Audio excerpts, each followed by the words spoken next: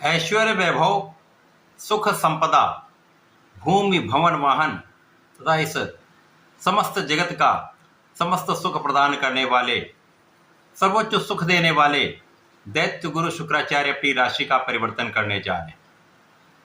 अपनी वर्तमान उच्च राशि को छोड़कर मंगल की मेष राशि में इनका प्रवेश होगा।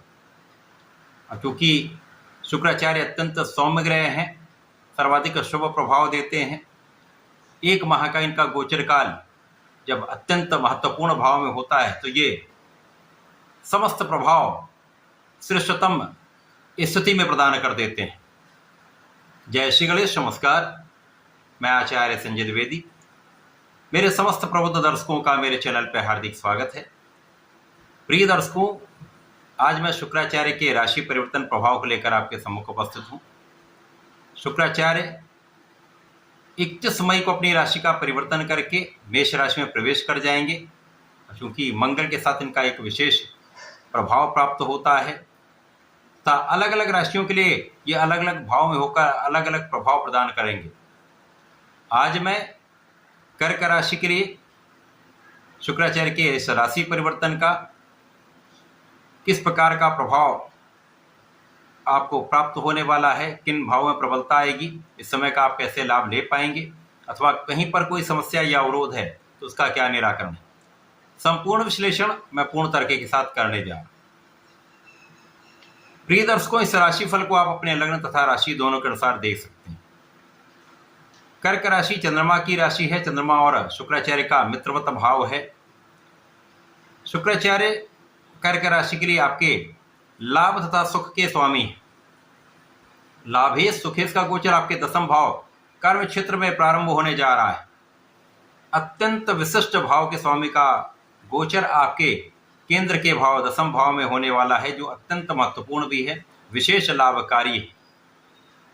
शुक्राचार्य यहाँ पर मंगल की राशि में होंगे। मंगल लग्न में गोचर कर रहे हैं, परंतु 7 जून से मंगल मित्र की राशि में चले जाएंगे, जहां पर ये धन भाव में होंगे, जिसके कारण कुछ विशेष योग बन जाएंगे। शुक्राचार्य के इस राशि परिवर्तन से जो 29 जून तक चलने वाला है, इस बीच में आपका कर्म क्षेत्र अत्यंत विस्तृत रहने वाला है। आपके काम के क्षेत्र में वृद्धि होगी। कर्क राशि के लिए सुखेश लाभेश का गोचर कर्म क्षेत्र में प्रारंभ होगा, क्योंकि ये तीनों अत्यंत महत्वपूर्ण भाव हैं। और शुक्राचार्य जो जीवन के समस्त सुख प्रदान करते हैं, जितना भी बड़ा वैभव है, धन संपदा है, बड़ी भूमि है, बड़ा भवन है, बड़ा वाहन है, लग्जरीज हैं, आभूषण हैं, रत्न हैं, कला क्षेत्र में बड़ा नाम है, बड़े पद की प्राप्ति है, इंडस्ट्री का सुख है, ये समस्त शुक्राचार्य प्रदान करते हैं। इसी प्रकार से स्त्री सुख तथा संतान सुख भी शुक्राचार्य प्रदान करते हैं। अब शुक्राचार्य जब दसम भाव में होंगे तो इस भाव को प्रबल कर देंगे। आपके कार्यक्षेत्र में आपको सफलता मिलेगी। कार्यक्षेत्र में लोगों का सहयोग प्राप्त होगा। आपके प्रभाव से, आपके व्यक्तित्व से, आपकी क्षमता से, आपकी योग्यता से लोगों का एक सकारात्मक प्रभाव आपको प्राप्त होने वाला है। सहयोग का लाभ आपको प्राप्त होने वाला है। जो लोग सरकारी तंत्र से संबंधित हैं, सरकार से संबंधित हैं, उनके लिए विशेष योग यहाँ पर बन रहा है। 7 जून के बाद जो स्थितियां बन रही उसमें कई बड़े योग बनेंगे, जिससे आपका धन का भाव अत्यंत प्रबल रहने वाला है। धन के कई अवसर आपको प्राप्त होंगे, धन के मार्ग सुगम हो जाएंगे तथा लाभ वृद्धि निश्चित है। यहाँ पर आपके लिए लाभ की स्थिति पहले से कई गुना बढ़ने वाली है। आपके नौकरी में आपका इंक्रीमेंट हो सकता है, व्यापार में विस्तार से लाभ बढ़ सकता है, आपके प्रोफेशन में विशेष रूप से कला क्षेत्र की प्रभाव से बड़ा लाभ यहाँ पर दिख रहा है। इस समय में केंद्र के भाव में शुक्राचार्य होंगे, जो बलवान भी होंगे, तथा मंगल के साथ जिनकी राशि में ये गोचर कर रहे हैं, उनसे नवम पंचम का योग आपके प्रेम के भाव को भी बढ़ाने वाला है, सहयोग के प्रभाव को भी बढ़ाने वाला है। लोगों के साथ आपका अच्छा कोऑर्डिनेशन रहने वाला है। जनता के बीच में विशेष रूप से आप यहाँ पर प्रभावी रहने वाले हैं। तो यदि आप सरकारी सेवाओं में हैं, सरकार में हैं, सरकार से संबंधित हैं, तो विशेष लाभ यहाँ पर आपको प्राप्त होगा।